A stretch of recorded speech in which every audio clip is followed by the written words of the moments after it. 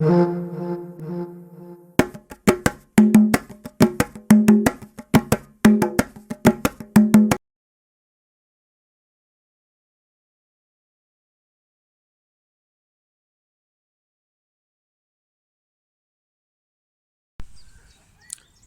maith yn ôl. Once upon a time, there lived a boy named Cadfan, whose name meant the place of battle. And his life was a battle, for you see, Cadfan Fach lived in a valley, deep-cut valley in South Wales, right at the dawn of the industrial age.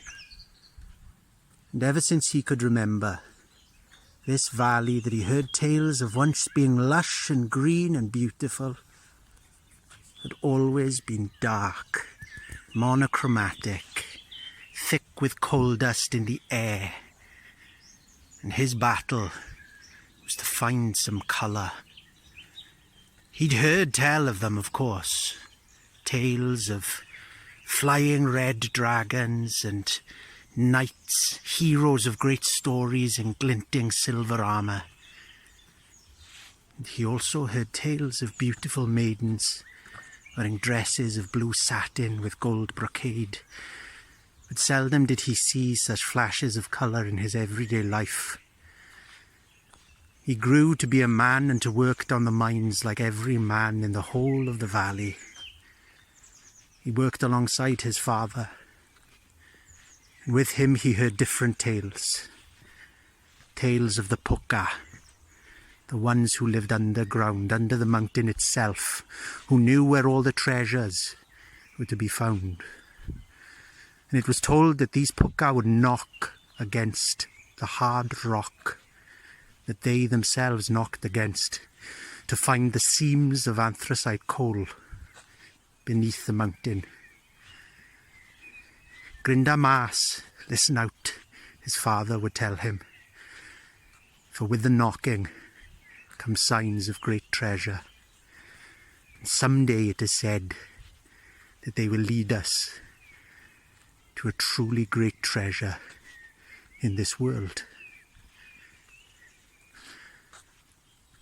And so it was that every time they heard the knocking underground, they would take their picks, Cadfan and his father, and work the stone face where they heard the knocking, and every time they would find new seams of coal.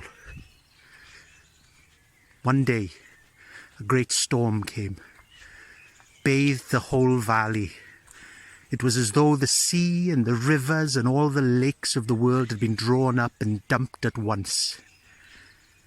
And the next morning they went into work again. They heard the knocking.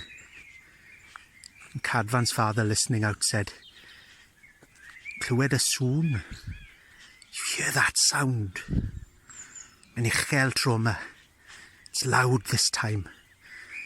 He began to follow it, cutting his way across the coal face, going faster and faster as the knocking increased. Cadfan tried to follow him, but his father broke into a run and started sprinting down a disused tunnel. His pace was only matched by the knocking, which then turned to a ringing and then to a loud hum.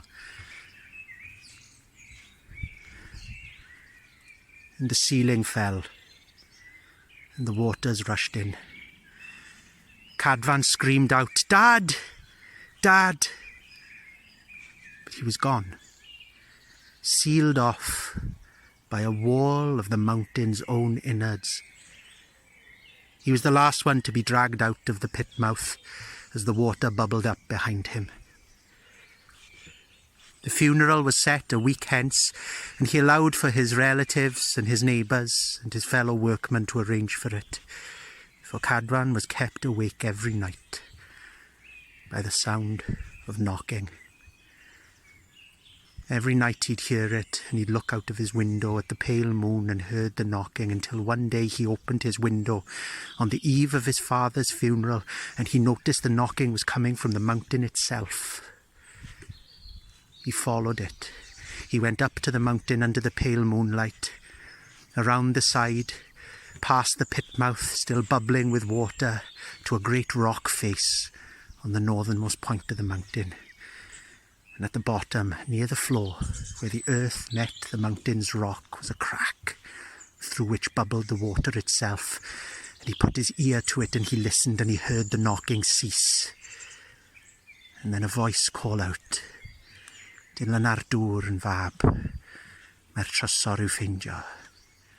Follow the water, my son, for there is treasure to find."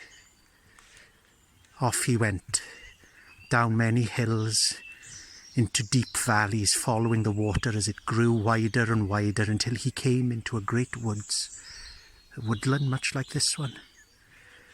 There the water expanded further and turned into a tributary from the trickle that he saw up against the mountainside.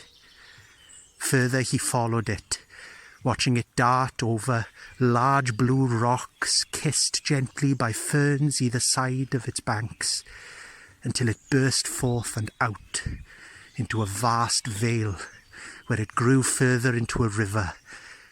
Cadfan stopped at the precipice where the falls came down and stared. He saw the water meet a great ocean in the distance, and unburdened by the thick coal dust air of his home, the sun shone brightly upon it, colouring it gold. And he said to himself, "Mae yna bro rhwng môr a mynydd heb arni stein na chraith." There is a place between the mountain and the sea, without a stain or a scar upon it. This was the treasure his father had sought, and now Cadfan Fach was ready to attend his funeral.